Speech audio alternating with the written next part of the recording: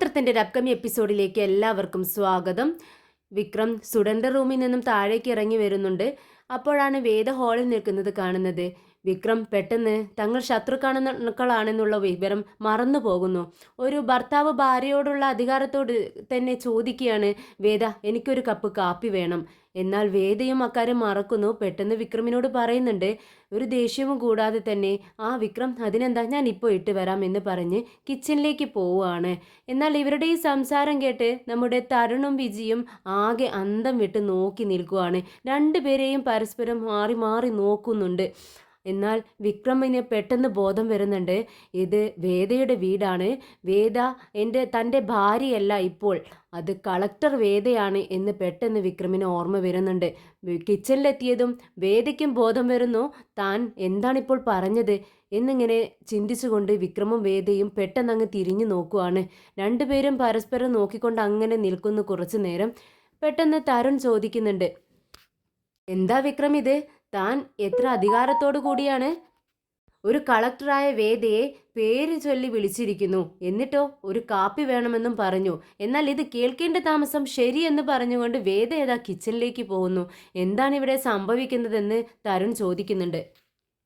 പെട്ടെന്ന് വിക്രം പറയുന്നുണ്ട്, ഇല്ല സർ, ഞാൻ വേദാന്ന് വിളിച്ചിട്ടില്ല. ഉടനെ തന്നെ തരുൺ പറയുന്നുണ്ട്, എന്താ വിക്രം ഇത്? ഞാൻ കേട്ടതല്ലേ, താൻ വേദാന്ന് തന്നെയാണ് വിളിച്ചത്. ഉടനെ തന്നെ വിക്രം നമ്മുടെ വേദിയുടെ മുഖത്തേക്ക് ഇങ്ങനെ നോക്കിക്കൊണ്ട് നിൽക്കുവാണ്. എന്ത് പറയണമെന്ന് വിക്രമിനെ അറിയുന്നില്ല. വീണ്ടും വിക്രം പറയുന്നുണ്ട്, ഇല്ല സാർ, ഞാൻ അങ്ങനെയല്ല ചോദിച്ചത്. ഞാൻ ഉറക്കമപ്പിൽ അങ്ങനെ എഴുന്നേറ്റ് പോന്നതാണ്. ഞാൻ കാപ്പി എന്നാണ് പറഞ്ഞത്. വേദാന്ന് സാറിന് കേട്ടതായിരിക്കും, അങ്ങനെ തോന്നിയതായിരിക്കും എന്ന് പറയുവാണ്. ഉടനെ തന്നെ തരുൺ പറയുന്നുണ്ട്, ഇല്ല വിക്രം, എനിക്ക് തോന്നിയതല്ല, താൻ വേദാന്ന് തന്നെയാണ് വിളിച്ചത്. ഉടനെ വിക്രം പറയുന്നുണ്ട്, സാർ ഇല്ല, ഞാൻ അങ്ങനെ പറഞ്ഞിട്ടില്ല, സാറിന് തോന്നിയതായിരിക്കും, ഉറക്കമപ്പിൽ ഞാൻ എന്തോ പറഞ്ഞു, എന്താണെന്ന് എനിക്ക് ഓർമ്മയില്ല സാർ എന്ന് പെട്ടെന്ന് പറയാട്ടോ. ഉടനെ തന്നെ വിജി പറയുന്നുണ്ട്, തരുൺ എന്താ ഇത്? അവനെ നിർത്തി ക്വസ്റ്റ്യൻ ചെയ്യുവാണോ? അവൻ ഉറക്കപ്പിച്ചിലാണെന്ന് പറഞ്ഞില്ലേ? അവൻ നരയമണം ഇന്നലെ ഉറങ്ങിയിട്ടുണ്ടാവില്ല, അവൻ സോഫയിലേക്കല്ലേ കിടന്നത്, അതുകൊണ്ടായിരിക്കും എന്തെങ്കിലുമൊക്കെ ചോദിച്ചിട്ടുണ്ടാവും, താനതങ്ങ് വിട്ടേക്ക്. എന്തായാലും വിക്രം, താൻ പോയി മുഖമൊക്കെ കഴുകിയിട്ട് വാ, ഞാൻ നിനക്ക് ചായ ഇട്ട് വെച്ചിട്ടുണ്ട്, അതെടുത്ത് തരാമെന്ന് പറയുന്നുണ്ട്.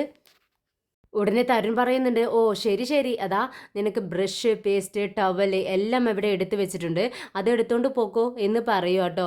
ഉടനെ വിക്രം വേഗം തന്നെ അത് എടുക്കാനായി ടേബിളിനടുത്തേക്ക് ചെല്ലുവാണ്. അപ്പോഴും വേദ വിക്രമിനെ തന്നെ തുറിച്ച് നോക്കിക്കൊണ്ടിരിക്കുകയാണ്. അവളെ നാണം കെടുത്തിയതിൻ്റെ ഒരു ദേഷ്യം അവൾക്കുണ്ട്. എന്നാൽ വിക്രമും ഇടയ്ക്കിടയ്ക്ക് ഇതൊക്കെ ടവലും ബ്രഷും ഒക്കെ എടുക്കുന്നതിനിടയിൽ വേദയുടെ മുഖത്തേക്ക് തന്നെ നോക്കുവാണ്. എന്നാൽ ഇതെല്ലാം കണ്ടുകൊണ്ട് വിജി ഇങ്ങനെ ചിരിയോടുകൂടി അവിടെ നിൽക്കുന്നുണ്ട്.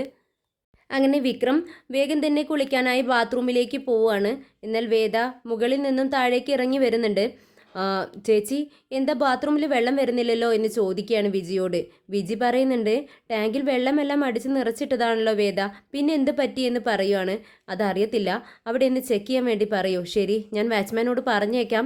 എന്തായാലും ഞാൻ താഴെ കുളിച്ചോളാം എന്ന്, താഴത്തെ ടോയ്ലറ്റിൽ കുളിച്ചോളാം എന്ന് വേദ പറയുവാണ്. അങ്ങനെ താഴേക്ക് പോകുന്നുണ്ട്.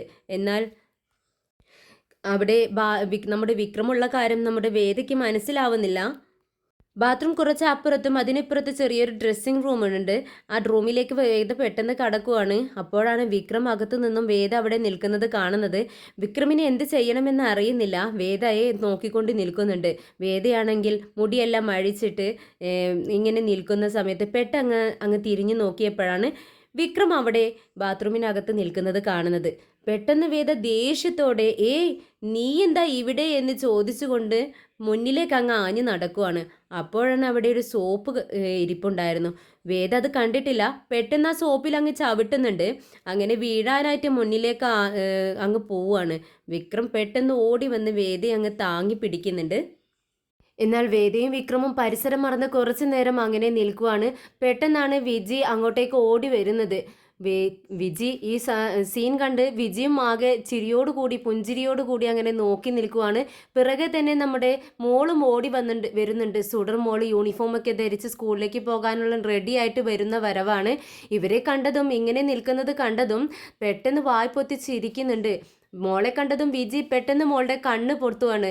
വിജിയുടെ കൈ അങ്ങ് തട്ടി മാറ്റുന്നുണ്ട് സുഡർ. എന്നിട്ട് വേദയോട് ചോദിക്കുന്നുണ്ട്, വേദ എന്താ ഇത്, നീ സിംബായെ ഹഗ് ചെയ്തിട്ടാണോ നിൽക്കുന്നതെന്ന് ചോദിക്കുകയാണ്. പെട്ടെന്ന് വേദയും വിക്രമും അങ്ങ് മാറി നിൽക്കുന്നുണ്ട്. എന്നിട്ട് മോള് വീണ്ടും ചോദിക്കുകയാണ്, സിംബ നീയും വേദയെ ഹഗ് ചെയ്തിട്ടാണോ നിൽക്കുന്നത്, ഞാൻ കണ്ടല്ലോ എന്ന് ചോദിക്കുകയാണ്. ഉടനെ തന്നെ വിജി പറയുന്നുണ്ട്, വേദ ഞാൻ നിന്നോട് പറയാനിരിക്കുകയായിരുന്നു, ദേ നമ്മുടെ വിക്രം ബാത്റൂമിലുണ്ടെന്ന്. പക്ഷേ അപ്പോഴേക്കും ഞാനത് പറയുമ്പോഴേക്കും നീ പെട്ടെന്ന് ഇങ്ങോട്ടേക്ക് പോന്നിരിക്കുന്നു എന്ന് പറയുകയാണ്.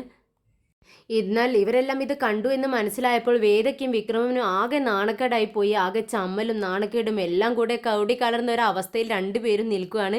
വേദ പെട്ടെന്ന് അവിടുന്ന് അങ്ങ് പോകുന്നുണ്ട് പുറത്തേക്ക്.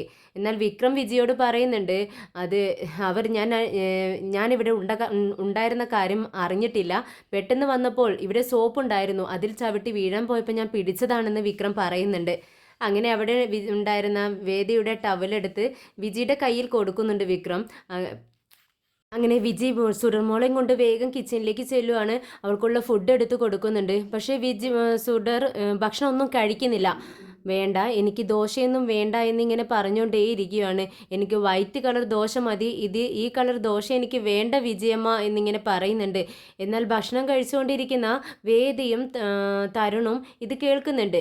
വേദ നിർബന്ധിക്കുന്നുണ്ട്, എന്താ മോളെ ഇത്, വിജയമ്മ ഭക്ഷണം തരുന്നത് കണ്ടില്ലേ, പെട്ടെന്ന് കഴിക്കുക, എന്നിട്ട് വേണ്ട സ്കൂളിലേക്ക് പോവാനെന്ന് ചോദിക്കുകയാണ്. പക്ഷേ സുഡർ പറയുന്നുണ്ട്, വേണ്ട വേദ, എന്തിനാ എന്നെ ഇങ്ങനെ നിർബന്ധിക്കുന്നത്, എനിക്ക് ഭക്ഷണം വേണ്ട, എനിക്കിത് ഇഷ്ടമല്ല എന്ന് ഞാൻ പറഞ്ഞില്ലേ, എനിക്ക് ദോശ ഇഷ്ടമല്ല എന്നിങ്ങനെ പറഞ്ഞുകൊണ്ടിരിക്കുമ്പോൾ തരുൺ പറയുന്നുണ്ട്, എന്താ മോളെ ഇത് കണ്ടില്ലേ ഞാൻ കഴിക്കുന്നത്, എനിക്ക് ദോശ ഇഷ്ടമാണല്ലോ, മോൾക്ക് എന്താ ദോശ ഇഷ്ടമല്ലാത്തതെന്ന് ചോദിക്കുക.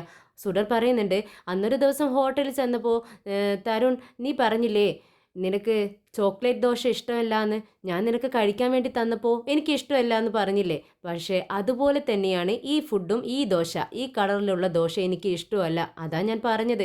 മോളുടെ ഈ സംസാരമൊക്കെ കേട്ടിട്ട് തരുൺ ചിരിയോടുകൂടി വേദയോട് പറയുന്നുണ്ട്, വേദേ നിന്റെ മകൾ നോക്കിയൊക്കെ ഭാവിയിൽ ഒരു വക്കീലായി തീരും എന്ന് പറയുവാണ്.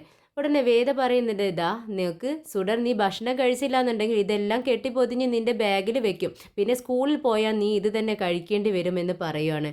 ഉടനെ സുഡർ പറയുന്നുണ്ട്, എന്തിനാ വേദ എന്നെ ഇങ്ങനെ ബുദ്ധിമുട്ടിക്കുന്നത്, എനിക്ക് ഭക്ഷണം വേണ്ടാന്ന് പറഞ്ഞാൽ വേണ്ട, അതുകൊണ്ടല്ലേ ഞാൻ പറയുന്നേ എന്നൊക്കെ പറയുന്നുണ്ട്. ഇതെല്ലാം കേട്ടുകൊണ്ടാണ് നമ്മുടെ വിക്രം അങ്ങോട്ടേക്ക് വരുന്നത്. എന്താ സുഡർ ഇവിടെ പ്രശ്നമെന്ന് ചോദിക്കുകയാണ്. ഉടനെ സുഡർ പറയുന്നുണ്ട്, ദേ കണ്ടോ സിംബ, എനിക്ക് ദോശ ഇഷ്ടമല്ല, ഇവരെന്നെ ദോശ കഴിക്കാനായി നിർബന്ധിക്കുന്നു. ശരി വിജി ചേച്ചി, എന്തൊക്കെയാണ് ദോശയിലേക്ക് കറി എന്ന് ചോദിക്കുകയാണ്. ഉടനെ തന്നെ വിജി ചേച്ചി പറയുന്നുണ്ട്, സാമ്പാറുണ്ട്, ചട്നിയുണ്ട്, ചമ്മന്തിയുണ്ട് വിക്രം എന്ന് പറയാം കേട്ടോ. ഇത് കേട്ടിട്ട് വിക്രം പറയുന്നുണ്ട്, ഹാ എനിക്ക് തന്നെ കേട്ടിട്ട് ഇതൊന്നും കഴിക്കാൻ തോന്നുന്നില്ല. എന്തായാലും ചേച്ചി ഇന്നലെ രാത്രിക്കലേക്ക് ഉണ്ടാക്കിയ മീൻകറി ഇരിപ്പുണ്ടോ എന്ന് ചോദിക്കുകയാണ്. ഉടനെ വിജി പറയുന്നുണ്ട്, ഉണ്ട്, ഞാനങ്ങനെ തലേ ദിവസത്തെ കറിയൊന്നും അറിയാറില്ല, എല്ലാം എടുത്ത് വെക്കും, എനിക്ക് കഴിക്കാലോ എന്ന് വെച്ചിട്ടാണ് ഞാൻ എല്ലാം ചൂടാക്കി വെച്ചിട്ടുണ്ടെന്ന് പറയുവാണ്. ഉടനെ വിക്രം പറയുന്നുണ്ട്, അത് ശരി, നല്ല കറികളെല്ലാം ചേച്ചിക്ക് മാത്രം കഴിക്കാൻ വേണ്ടി അവിടെ കിച്ചണിൽ എടുത്ത് വെച്ചിരിക്കുകയാണോ, അങ്ങനെയാണോ ചേച്ചി വേണ്ടത്, അതെല്ലാം കൊണ്ടുവന്ന് ഇവിടെ വെക്കുക, വേണ്ടവർ എടുത്ത് കഴിക്കട്ടെ എന്ന് പറയുമ്പോൾ ശരി വിക്രം എന്ന് പറഞ്ഞുകൊണ്ട് വിജി പെട്ടെന്ന് തന്നെ അതെല്ലാം എടുത്തുകൊണ്ട് വന്ന് വെക്കുന്നുണ്ട്. മോളോട് പറയുന്നുണ്ട്, മോള് കണ്ടോ ഈ മീൻകറി ഒഴിച്ച് ദോശ കഴിച്ചാലുണ്ടല്ലോ നല്ല ടേസ്റ്റ് ആയിരിക്കുമെന്ന് വിക്രം പറയുമ്പോൾ സുഡർ സമ്മതിക്കുന്നില്ല. വേണ്ട സിംബ, എനിക്ക് വേണ്ടാഞ്ഞിട്ടല്ലേ ഞാൻ വേണ്ടാന്ന് പറയുന്നത്, എനിക്ക് വേണ്ട, വിശക്കുന്നില്ല എന്നൊക്കെ പറയുവാണ്, എനിക്ക് ഇഷ്ടമല്ല എന്ന് തീർത്ത് പറയുന്നുണ്ട്. ഇത് കേട്ടതും വിക്രം പറയുന്നുണ്ട്, ശരി നീ കണ്ണടച്ചിട്ടേരിക്കെ, എന്നിട്ട് ഞാൻ ഭക്ഷണം വായിൽ വെച്ച് തരും, അത് ഇഷ്ടമാണെങ്കിൽ ടേസ്റ്റ് ഉണ്ടെങ്കിൽ മാത്രം നീ കഴിച്ചാൽ മതി, അല്ലെങ്കിൽ വേണ്ട എന്ന് പറയുകയാണ്. ഓക്കെ, അതിന് എൻ്റെ മോൾ സമ്മതിക്കുന്നുണ്ട്. അങ്ങനെ മോൾ കണ്ണടച്ചിട്ട് ഇരിക്കുകയാണ്. എന്നിട്ട് വിക്രം പറയുന്നുണ്ട്, ഞാൻ വായിൽ വെച്ച് വരാമെന്ന് പറയുമ്പോൾ അത് വേദിക്ക് ഒട്ടും സഹിക്കുന്നില്ല.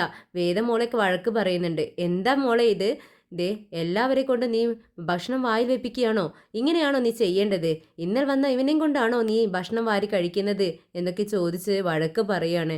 ഇത് കേട്ടതും വിക്രം പറയുന്നുണ്ട്, തരുണിൻ്റെ അടുത്താണ് പറയുന്നത്, സർ കളക്ടറൊക്കെ അങ്ങ് പുറത്ത്, ഇതൊരു വീടാണ്, വീട്ടിൽ അമ്മയും മക്കളും കൂടെയുള്ളവരും, അങ്ങനെ പെരുമാറാൻ വേണ്ടി പറയൂ എന്ന് പറയുകയാണ്. ഒന്ന് മിണ്ടാതിരിക്കാൻ പറയണം എന്ന് പറഞ്ഞതും പെട്ടെന്ന് സ്റ്റക്ക് ആവുന്നുണ്ട് വേദ. തരുണാണെങ്കിൽ തൻ്റെ പ്ലേറ്റ് എടുത്ത് വിക്രമിനെ നേരെ നീട്ടിക്കൊണ്ട് പറയുന്നുണ്ട്, കുറച്ച് മീൻകറി ഇതിലേക്ക് ഒഴിച്ചോളൂ എന്ന്. അങ്ങനെ അത് കഴിച്ചു നോക്കുന്ന സമയത്ത് അടിപൊളിയായിട്ടുണ്ട് വിക്രം ഈ കോമ്പിനേഷൻ എന്ന് പറയാണ്. വിക്രം ഒരു പൊട്ട് ദോശ മീൻകറിയിൽ മുക്കി മോളുടെ വായിൽ വെച്ച് കൊടുക്കുന്നുണ്ട്. മോൾക്ക് അത് ഒരുപാട് ഇഷ്ടമാണ്, നല്ല ടേസ്റ്റ് ഉണ്ടെന്ന് പറഞ്ഞ് കഴിക്കുന്നു. എന്നാൽ ഇതെല്ലാം കണ്ട് നമ്മുടെ വേദയ്ക്ക് സഹിക്കുന്നേ ഇല്ല. വിക്രം പറയുന്നതെല്ലാം മോൾ അനുസരിക്കുകയാണല്ലോ. വേദ ഒരിക്കലും ഇങ്ങനെ ഒരു കോംബോ ഒരിക്കലും ഉണ്ടാവുമെന്ന് വിചാരിച്ചതല്ല. വിക്രം വീണ്ടും മോൾക്ക് ഭക്ഷണം വാരി കൊടുക്കുകയാണ്. ഇത് കണ്ട് വേദ ഇങ്ങനെ അന്തം വിട്ട് വിക്രമിനെ തന്നെ നോക്കിക്കൊണ്ടിരിക്കുകയാണ്. വിക്രമും അത് ശ്രദ്ധിക്കുന്നുണ്ട്. പരസ്പരം അവരങ്ങനെ നോക്കിയിരിക്കുന്നുണ്ട്. അവർക്ക് പഴയ അവരുടെ ആ നല്ല ജീവിതകാലത്തേക്ക് അവർ വിവാഹം കഴിഞ്ഞ് നല്ല സന്തോഷത്തോടെ ജീവിച്ചിരുന്ന ആ ഒരു സമയത്തെക്കുറിച്ച് അവർ ചിന്തിക്കുകയാണ്. വേദ വിക്രമിനും വിക്രം വേദയ്ക്കും ഭക്ഷണം വാരിക്കൊടുത്തിരുന്ന ആ നല്ല നിമിഷങ്ങളെല്ലാം അവരുടെ ഓർമ്മകളിലേക്ക് രണ്ടുപേരുടെയും ഓർമ്മയിലേക്ക് പെട്ടെന്ന് അങ്ങ് വരുന്നുണ്ട്. അങ്ങനെ ആ ഓർമ്മയിൽ അങ്ങനെ രണ്ടുപേരും കുറച്ചു നേരം കണ്ണിൽ അങ്ങനെ നോക്കി നിൽക്കുന്നുണ്ട്.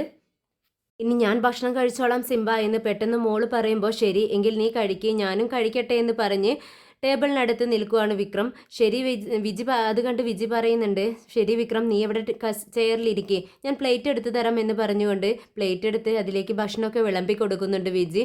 അങ്ങനെ കഴിച്ചുകൊണ്ടിരിക്കുന്ന സമയത്ത് വിക്രമും വേദയും പരസ്പരം നോക്കുന്നുണ്ട്.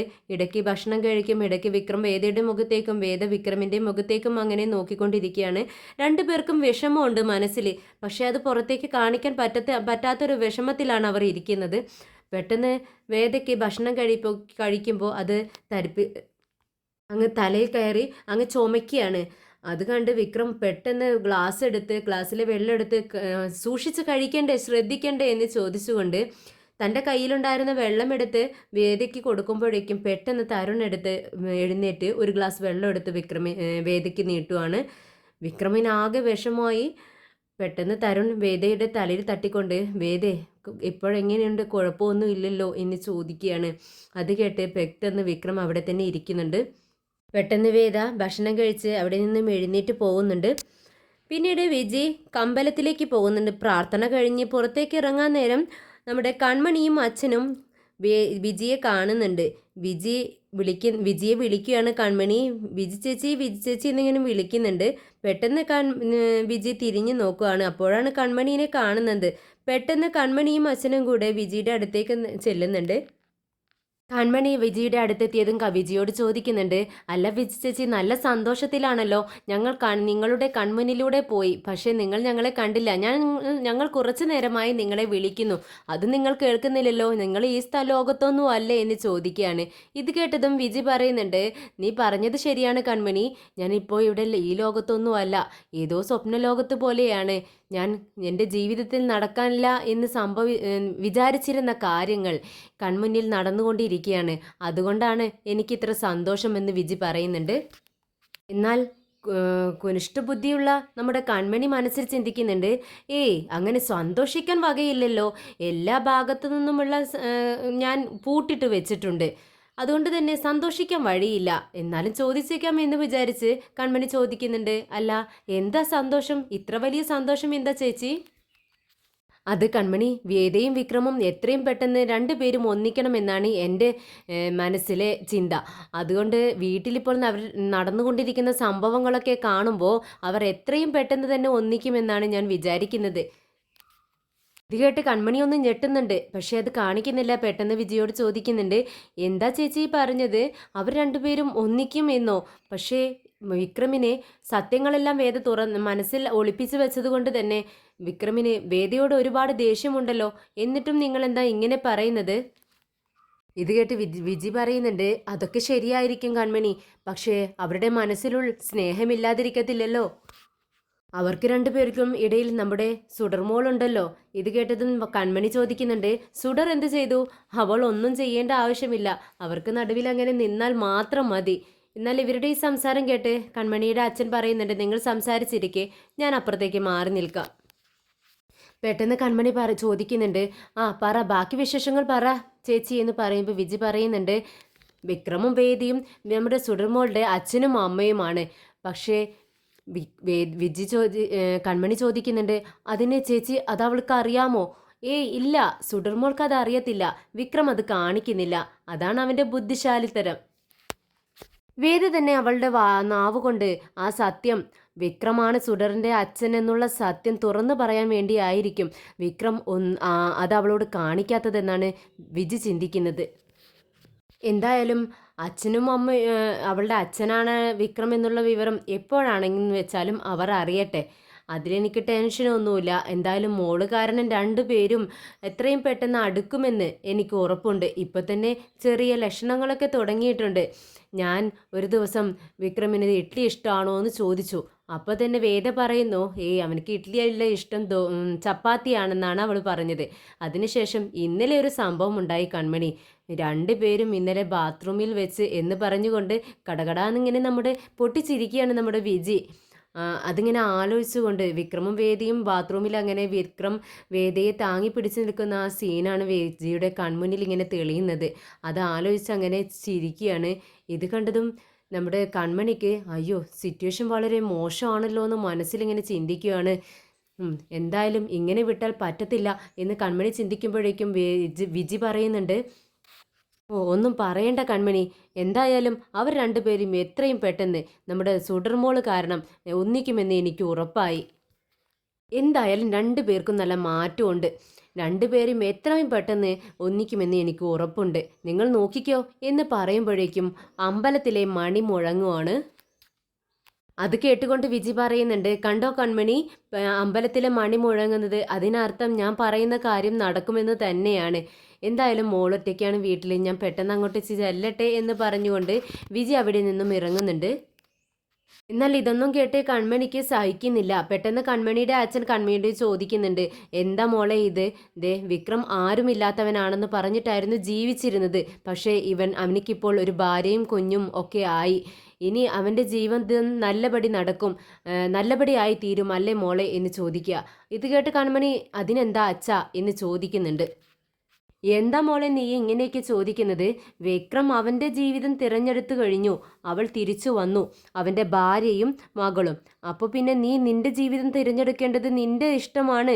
ഇനി നീ മറ്റൊരാളെ വിവാഹം കഴിക്കണമെന്ന് തുറന്നു പറയുകയാണ് കൺമണിയുടെ അച്ഛൻ. എന്താ അച്ഛാ ഇങ്ങനെയൊക്കെ പറയുന്നത് എന്ന് ചോദിക്കുമ്പോഴേക്കും കൺമണിയുടെ അച്ഛൻ തടയുന്നുണ്ട്. നീ ഇനി ഒന്നും പറയേണ്ട ആവശ്യമില്ല. വിക്രമിനെ നിനക്ക് ഇഷ്ടമായിരുന്നു. പക്ഷേ വിക്രമിൻ്റെ ഭാര്യയും കുഞ്ഞും തിരിച്ചു വന്നിരിക്കുന്നു. അതുകൊണ്ട് തന്നെ ഇനി അവനെ നീ പ്രതീക്ഷിക്കേണ്ട ആവശ്യമില്ല. നീ അവനെ ചിന്തിച്ചുകൊണ്ടോ ആഗ്രഹിച്ചുകൊണ്ടോ ജീവിക്കേണ്ട ആവശ്യമില്ല. നിനക്ക് വേണ്ടി ഞാൻ മറ്റൊരു ചെറുക്കനെ അന്വേഷിക്കുന്നു. ഉടനെ തന്നെ കൺമണി അതിൻ്റെ ആവശ്യമൊന്നുമില്ല എന്ന് പറയുമ്പോൾ, കൺമണി നിന്നോട് ഞാൻ പറഞ്ഞു ഒന്നും മിണ്ടണ്ട, ഞാൻ പറയുന്നത് മാത്രം നീ അനുസരിച്ചാൽ മതി. നിനക്ക് വേണ്ടി ഞാൻ ചെറിയൊരു ചെറുക്കനെ അന്വേഷിക്കും. ഒത്തുകിട്ടിയാൽ ആ വിവാഹം നിങ്ങളുടെ വിവാഹം ഞാൻ നടത്തുകയും ചെയ്യും. ഇതിനിടയിൽ നീ ഇനിയൊരു അഭിപ്രായം പറയണ്ട, ഞാനിത് തീരുമാനിച്ചു കഴിഞ്ഞു എന്ന് പറയുന്നുണ്ട് കൺമണിയുടെ അച്ഛൻ. പെട്ടെന്ന് കൺമണി മനസ്സിൽ ചിന്തിക്കുന്നുണ്ട്, ഇല്ല അച്ഛാ, വിക്രമിനെ ഞാൻ അങ്ങനെ ആർക്കും തന്നെ വിട്ടുകൊടുക്കില്ല, അവൻ എൻ്റേതാണ്. പക്ഷെ അച്ഛനോട് തർക്കിച്ചിട്ട് കാര്യമില്ല എന്ന് മനസ്സിലായതും കൺമണി അച്ഛനോട് പറയുന്നുണ്ട്, അച്ഛൻ്റെ ഇഷ്ടം, അച്ഛൻ ആരെ വേണമെങ്കിലും ആലോചിച്ചോളൂ എന്ന് പറയുമ്പോഴേക്കും അവിടുത്തെ മണി വീണ്ടും മുഴങ്ങുവാണ്. അത് കണ്ടുകൊണ്ട് കേട്ടുകൊണ്ട് അച്ഛൻ പറയുന്നുണ്ട്, കണ്ടോ മോളെ, അമ്പലമണി വീണ്ടും മുഴങ്ങുന്നു, സത്യം ഇത് നടക്കുമെന്ന് പറയുന്നു.